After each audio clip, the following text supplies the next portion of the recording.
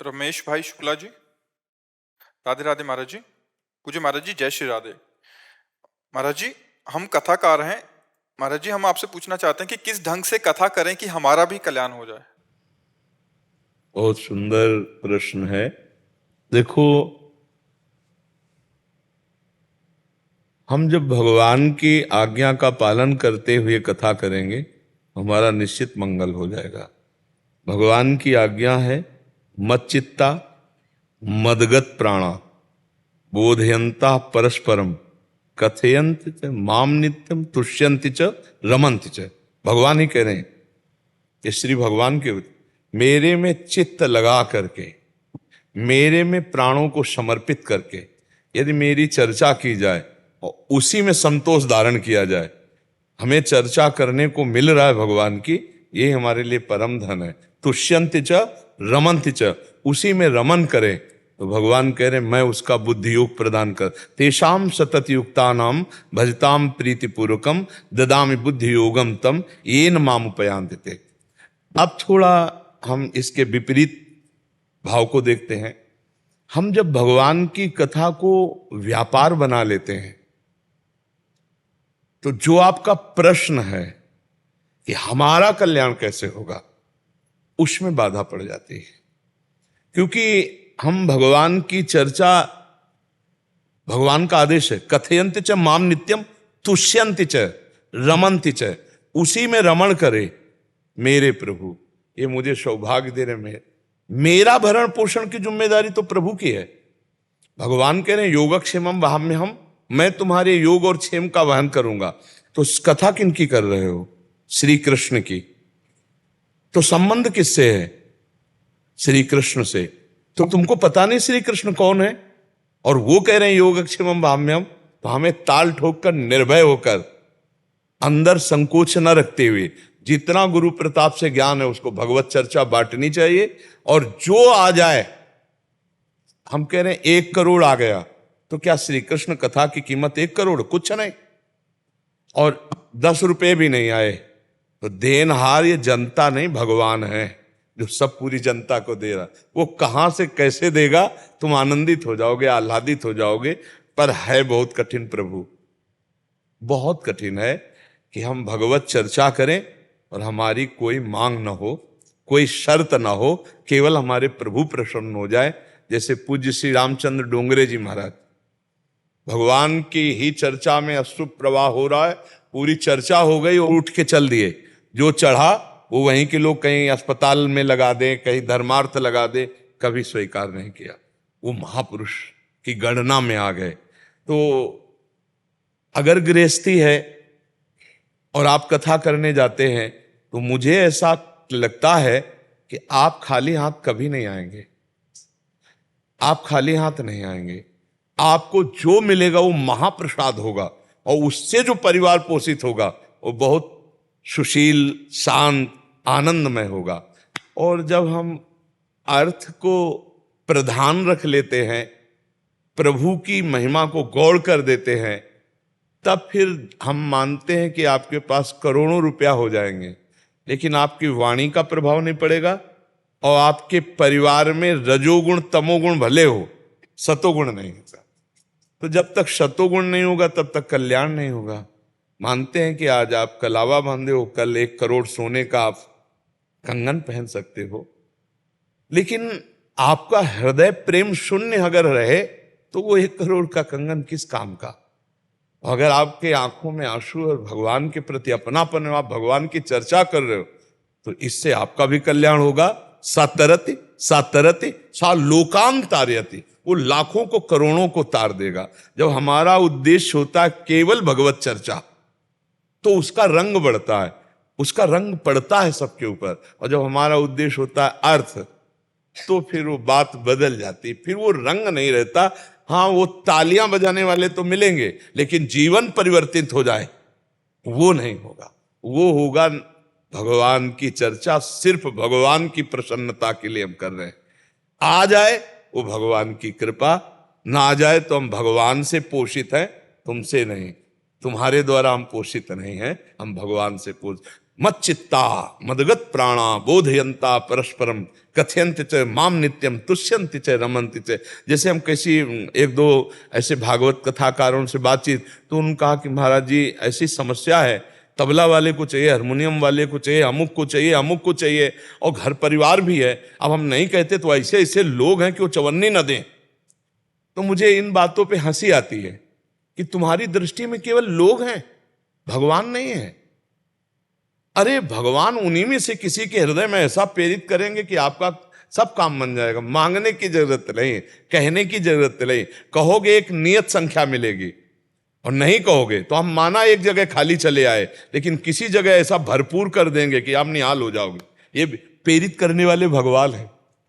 एक नैमिषारण्य में पूज्य स्वामी श्री नारदानंद सरस्वती जी महाराज थे, तो उनके पास एक बुढ़िया गई, बिल्कुल साधारण भेष में, और 1 रुपया निकाला।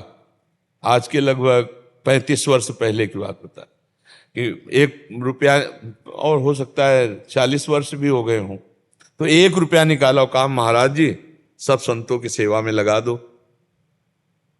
महाराज जी ने देखो, बहुत गरीब ऐसा दिखाई दे रही थी, वो बन के आई थी, कानपुर की महानगर की बहुत बड़ी धनी थी। तो स्वामी जी को पता नहीं, स्वामी जी इनका भंडारी को बुलाए, सुनो 1 रुपये का नमक लाओ, दाल सब्जी में इसका नमक में सब संतों को भोग हो जाएगा, और इस माई को भी पवाओ। पाया। इसके बाद कई करोड़ की संपत्ति थी वहीं समर्पित कर दी कि मैं जान गई जो 1 रुपये का मेरा सदुपयोग कर सकता हो, मेरी सारी संपत्ति का सदुपयोग कर सकता। देनहार कोई और है, देते रहते दिन देन। कहाँ किसके हृदय में प्रेरित करके भगवान कब करो आदि। मांगने से कितना मांगोगे, कितना मांगोगे। तो मुझे लगता है भगवत प्राप्ति के लिए अपने आप को भगवान को समर्पित करके भगवान की चर्चा की जाए तो आपके द्वारा लाखों का कल्याण होगा और आपको भगवत प्राप्ति निश्चित होगी, इसमें कोई संशय नहीं। भगवान की कथा करना, भगवान की कथा सुनना, भगवान की कथा मनन करना, इससे निश्चित भगवत, केवल भगवान की कथा सुनने मात्र से धुंधकारी को 7 दिन में भगवान की प्राप्ति हो गई। कोई और साधन नहीं था, प्रेत योनि को प्राप्त था। भगवान की कथा सुनी और मनन की तो विमान आया और बैठकर भगवान के धाम को गए। महर्षि इसमें एक और क्लैरिटी चाहिए थी। तो महाराज जी क्या हम स्पष्टता कह सकते हैं कि तबले वाले को आप जो जजमान हैं वो दे दी, क्योंकि वही देंगे। महाराज जी कहाँ से होगा, टेंट तंबू की व्यवस्था आपकी रहेगी, हम तो कथा करेंगे आके, ऐसा? हाँ, भगवान की कथा का हम मूल्य निश्चित नहीं करेंगे, लेकिन आप जो व्यवस्थाएं हैं उनको आप देख लीजिए। उन व्यवस्थाओं को, जैसे संगीत वाला बुलाना है, अन्य कार्य है, तो आप वो सब देखिए। हमारी कथा हमारी तरफ से फ्री है, आप जो चाहो सो कर सकते हो। तो फिर आप देख लेना, पक्का भगवान व्यवस्था करते हैं। भगवान, हम देखा है जमीनें लगा दी कथावाचक के नाम पर, जमीन दे दी हमने। ऐसे कथावाचक देखे जो 1 रुपया नहीं मांगते और निहाल हो, भगवान कर देते हैं। उनके पुत्र, उनका परिवार बड़ा सुशील सज्जन ऐसा बढ़ता चला जाता है। पर थोड़ा हमको अपने को संयम में रखना होगा। हो सकता है कहीं ऐसा भी परीक्षा हो जाए कि फले फूल मिलकर राधे श्याम हो जाए, ऐसा भी हो सकता है। तो कोई बात नहीं, 7 दिन हमने भगवान की चर्चा की, कोई व्यर्थ थोड़ी जाएगा हमारी भगवत चर्चा।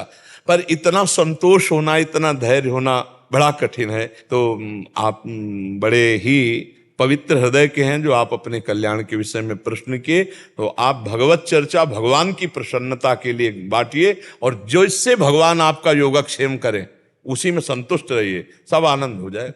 तो अगर हम भगवान के हैं, भगवान के रहस्य को जानते, तो हमें तुमसे मांगने की जरूरत नहीं, ऐसे करने की जरूरत नहीं है।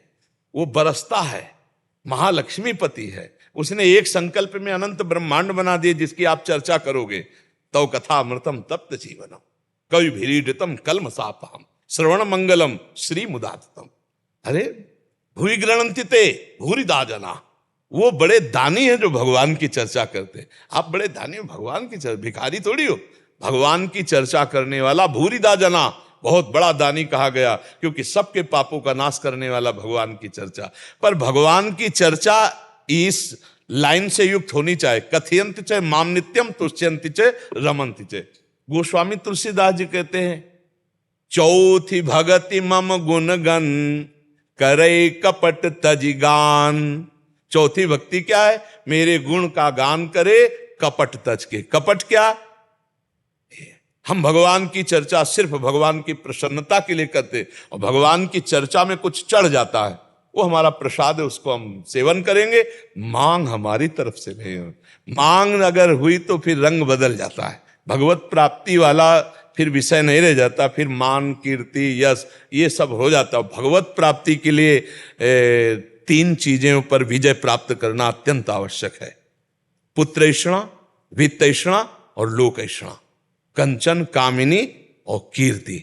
इन तीन पर जो विजय प्राप्त कर लेता है वही त्रिगुण माया पर विजय प्राप्त करके भगवान को प्राप्त कर लेता है। तो भगवान की कथा खूब आनंद पूर्वक झूम झूम के कहे, भोजन तो मिल ही जाता है, और घर परिवार चलाने के लिए ठाकुर जी ठेका लिए, जब उनका यशगार है। सुदामा जी कई कई दिन भोजन नहीं, बदला दांव बदला तो सुदामापुरी खड़ी हो गई। भरोसो दृढ़ इन चरण, अगर भगवान का भरोसा है तो गेम बदलने में देर नहीं लगेगी, अगर भगवान का भरोसा नहीं तो कमाते रहो, गेम बदलने में देर नहीं लगेगी। ये भी बात है, उसमें भी है, तुम कमाते रहो, उधर नष्ट होता चला जाएगा, गिरते चले जाओगे। किस काम का अगर भगवान की प्राप्ति नहीं हुई तो मनुष्य जीवन किस काम का। हमें तो लगता है भगवान के भरोसे होकर अपने कर्तव्य का पालन करने में जो आनंद है वो विश्व में किसी में नहीं। अब आपको भगवान ने कथा रूपी कर्तव्य दिया है तो आप कथा रूपी कर्तव्य का पालन करते हुए निष्काम भावना का अंदर जब तक संचार नहीं होगा तो आपकी वाणी का प्रभाव किसी पर नहीं पड़ेगा।